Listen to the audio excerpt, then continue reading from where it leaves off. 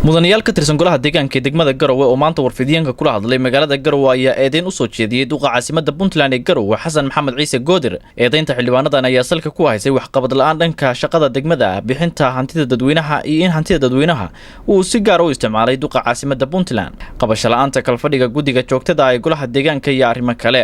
xildhibaan Mustafa Maxamed Jaamac iyo xildhibaan Daahir Maxamed Saciid oo kamid ah 12 xildhibaan oo ka soo horjeeday habka uu wax u wado duqa Garowe waa sida hadalka u dhigeen ayaa warfidiyeenka la hadlay. anagoo ah golaha deegaanka degmada Garowe qayb kamida kuna hadlayna magacooda waxaan shirka saxaafado qabanay inaan bulshada reer Garowe u sheegno dhalilaha ka taagan iyo wax qabad la'aanta degmada ka jirta ee uu duqa sababay duqa magaalada Garowe. bismillaah mudanayaal waxaan ka soo gudbinaynaa wax qabad la'aantii wax qabadkii laga fuliyay dawladda hoose iyo golaha deegaanka degmada Garowe siiba guddiga fulinta gudoomiyaha guddiga fulinta duqa degmada Garowe wuxuu golihii deegaanka degmada Garowe kala saaray qabiil oo horta kala saaray markii ugu horeysa annagii wuu qabiil loo kala saaray tashash buu ugu furay qof eegaya ma jiro qof la hadlaya ma jiro qof danti gudka hadlaya ma jiro iyo koo kale oo dana gaar ka faa'iideystay weligeedna ma dhicin arrintaas iyada ah waana ceeb in golo deegaan oo la soo dhaariyay ee qabiil kala baxaan. labo duqo ma qabto shirarkii kalfadhiyada ahaa ee guddiga joogtada ahaa guddiga joogtada waxa rabay labadii asbuuc inay mar qabtaan ma qabto oo xaaladaha laga wada hadlo inta golaha guud uu fasax ku maqan yahay. duqo wuxuu kordhiyay aan sharci waafaqsanayn cashuurtii shacabka laga qaadiyay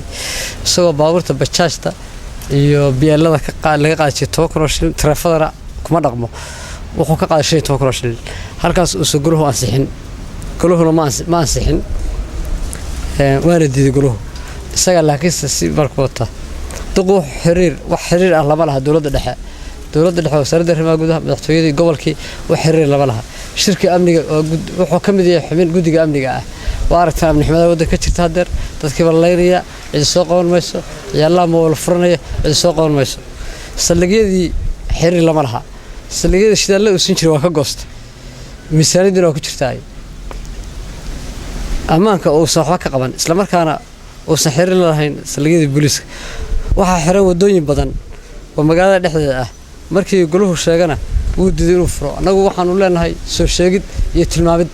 baan leenahay fulin manihin isaga waxna kama qabtaan waxa magaalada Garowe dhex yaala qashin cudurro keeni kara wuxuu dad shakhsiyaad ah siiyay beerta dawladda degmada Garowe beerta dawladda halkaas oo dhulkaas markii hore dad shacab laga qaaday waa ku soo celcelinaa dad wuxuu rabaa dadku inay islaayaan dad baa laga qaaday markii hore si volunteer ku bixiyay in ummadda dawladdu yahaato dawladdu iyada waraabin jirtay dad gaar oo gacan saar leeyahay duqo wuxuu soo cusboonaysiiyay dacwooyinkii hore ee maamuladii hore ay xaliyeen dhulka khilaafaad ka jiray buu soo cusboonaysiiyay isagoo wixii hore ee xalkii hore laga gaaray dib u soo furay halkaana waxa ka maqan dadku islaayay shacabka ammaanka magaalada ma qaadi karo ninkaas mas'uuliyadda ma qaadi karo duqo wuxuu iska ruqsayay shaqaale dawladda hoose ka shaqeynayay iyadoo ay saxan goluhu duqo ma siiyo shaqaalaha dawladda hoose dakhliga soo xareeya wax la percentage bay leeyihiin xaq ah oo wax soo saarkooda ah ma siiyo sidaas darteed ayaa maalin walba shaqaalihii waxay diideen cashuurta soo ururiyaan. duqo wuxuu hantidii dawladda hoose ee degmada Garowe kaga faa'iideystay shirkadda dhismaha ee Puntland Construction Company PCC isaga ayaa lahaa waa shirkadda laamiyada hor dhis jirtay si khaas ah ayuu wuxuu uga faa'iideystay cagaftii iyo iskarooyinkii waxa jira duqo inuusan saari karin ama saxiixi karin lacag 100 milyan ka badan waxaanu ognahay lacag aad u badan oo ilaa gaaraya 70,000 oo dollar in ay meel ay ku baxday aan la aqoon lana sheegay in wax lagu dayactiray golahan aan la horkeenin waxa kale oo jira hoolka golaha consulka in uu ku jira dayactirka inayna yaalin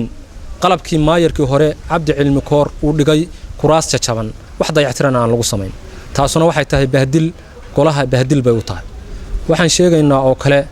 in musuqmaasuq ballaaran oo baahsan uu ka jiro World Bankiga shaqaalaha hadda jooga in musuqmaasuq lagu soo magacaabay goluhuna uusan wax ka ogeyn suuqa madow inuu ku socdo mashruuca World Bank dhanka kale TV-ga Kalsan ayaa isku dayay inuu eedeymahaasi loo soo jeediyo duqa caasimadda inuu wax ka weydiiyo balse xiriir aan la sameynay ma aysan suuragelin in aanu helno duqa caasimadda Garowe Xasan Maxamed Ciise Goodir. Cabdi Fataax Cabdullaahi, Kalsan TV, Garowe.